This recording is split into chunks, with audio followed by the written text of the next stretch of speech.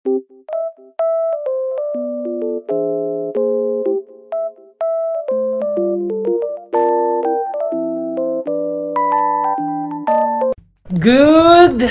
afternoon, guys. So, ayun, open ko lang yung ilaw. At dapat lalabas kami ni El kasi meron kaming kakainan. Wait lang. Ayun. Meron kasi kaming kakainan na Chinese restaurant. Pero sabi ko, since marami pa naman tayong stock, why not yun na lang muna yung lutuin? Kasi last week,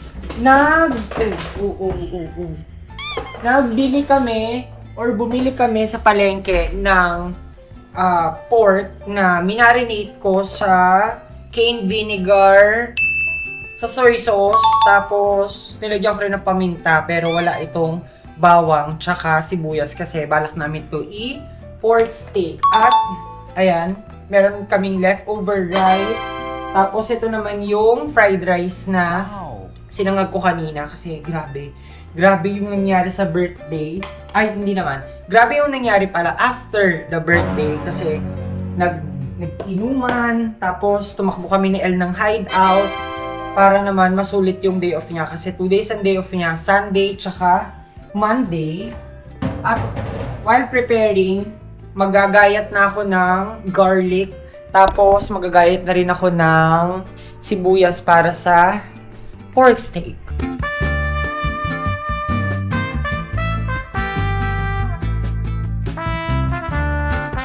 Hindi ko pala first time na gumawa ng pork chop, pero ayan, nagayat ko na yung garlic, yung sibuyas.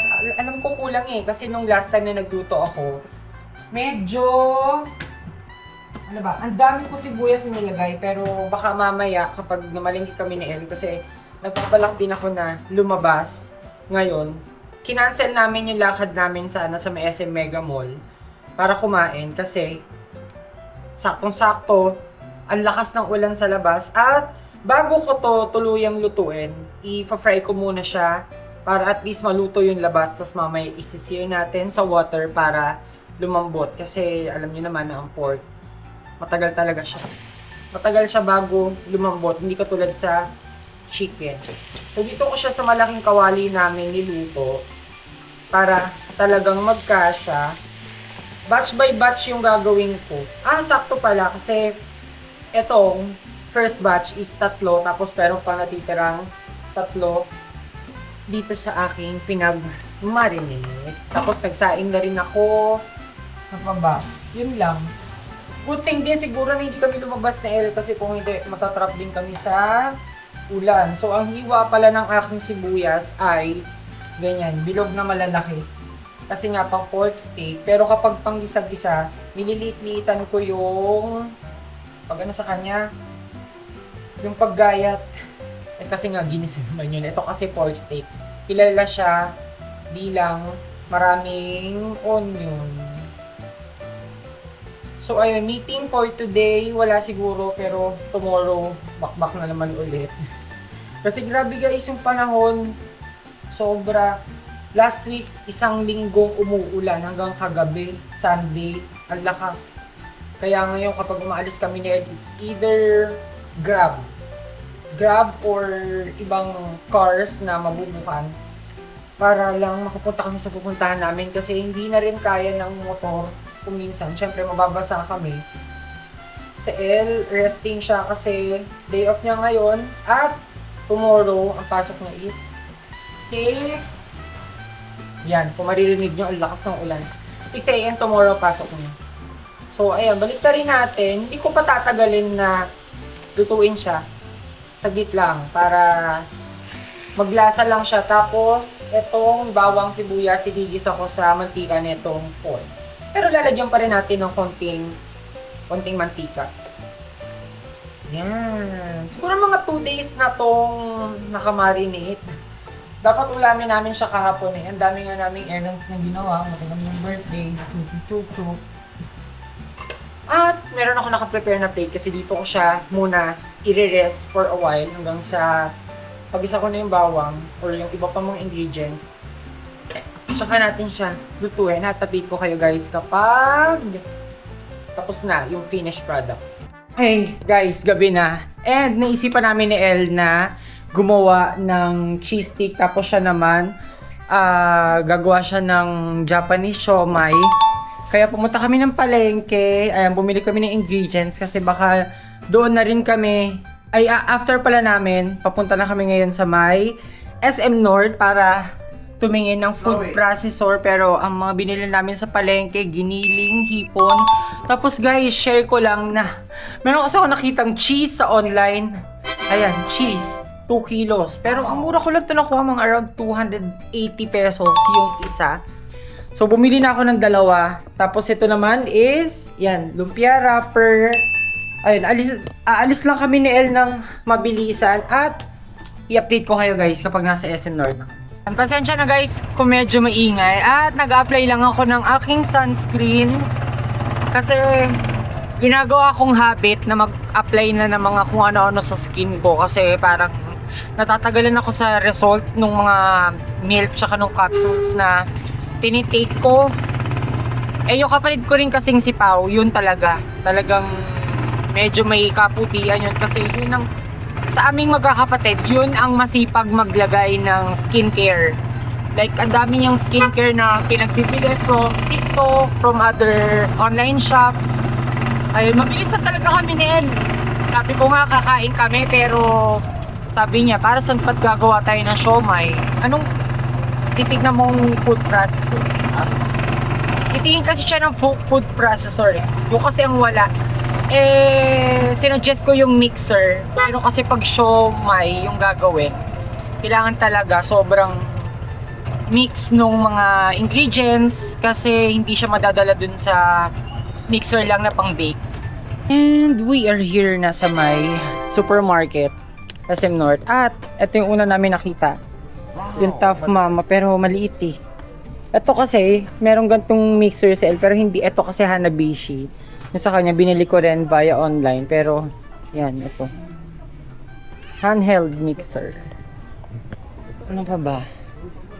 Yun ang hindi kasi namin na-anticipate guys, na bumili ng food processor. Kasi nga, di ba, nagbe-bake naman si L. Eh, hindi naman kailangan ng food processor. Pero ngayon na, bigla siyang nag-crave. Oo. Gagawa na lang kami from scratch. At ako, gagawa ako na napakaraming cheese stick. Kasi 4 kilos yun guys. 2 kilos each block ng cheese. Nagulat din ako pero aside from cheese stick, sa ano? Sa appliance store. Oo. Ayun, ano ba bibili natin dito? Yung nori sheets, tapos crab sticks. Kasi meron ng hipon doon at wala talaga siyang alam guys. Na ano? Sa mga luto-luto. Ang alam ko lang kasi talagang mabilisan. Ang alam niya lang kumain. Ano ba? Hanapin na natin. Ooh. I think ngayon lang ako. Ay hindi, sa kabilang building pala yung isang supermarket, if I'm not mistaken, kasi first time kong makapasok dito. Is mas mura yung Molo wrapper dito sa may SM kasi itong SM bonus na Molo wrapper 32 pesos lang eh. Yung sa palengke parang 60. Tapos meron din silang ito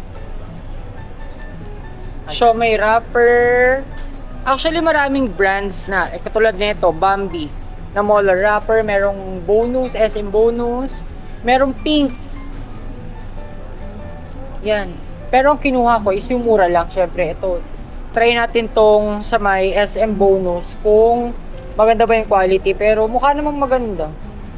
Yan. Ay, tignan ko yung akin kasi yung isa may nakita akong damage. Pero ito, okay naman yung mga sides. Meron lang kasi ako na hugot kanina na may damage siya. Tapos meron ding ito, Shanghai wrappers. Pag naging successful yung gawa ko ng cheese sticks. Yung ano? Kuha ka din ng square na pang-wrap. Na? Yung cheese sticks. Tapos meron ding spring roll. Yan. spring roll wrapper. Siyempre, meron din ang SM bonus na. Yan. Bakit? Pwede tayo pwedeng gumawa ng mahabang Shanghai, tapos gugupit-gupitin na lang.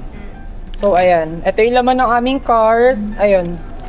Merong spring rolls. Tapos, bumili si El ng crab sticks. Tapos, itong ayan, nori sheets. And